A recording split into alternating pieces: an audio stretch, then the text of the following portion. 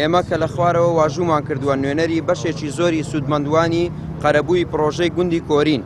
دوای ئەوەی لە 29 پێنجی 2019 قەرەبوو کراینەوە بە پێدانی پارچە زەویەکی 200 مەتری لەلایەن بەڕێزانی شارەوانیەوە بەڵێنمان پێدرا کە لە ماوەی 2 مانگدا تاپۆکردنی زەویەکانمان دەست پێ بکات و دواتر خزمەتگوزاری سەرەتایی بۆ بچێت و ڕێپێدانمان پێدرێ بۆی دەست بە دروستکردنی خانووەکان بکەین و کۆتایی بە ئازاری چەند ساڵی کرێچێتیمان بێتن.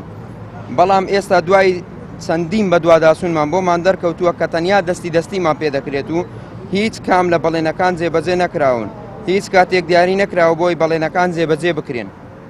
بۆیە داواکارین لە بەڕێستان کەوا خۆت لەسەر ئەم پرسە بێ دەنگ و بڕیاری پێویست بدەیت بۆی زەویەکانمان تاپۆ بکرێن و خزمەتگوزاری بۆ بچێت و ڕێپێدانمان پێ بدرێت بۆ ئەوەی خانوو لەسەر زەویەکان دروست بکەین لەگەڵ ڕێزدا.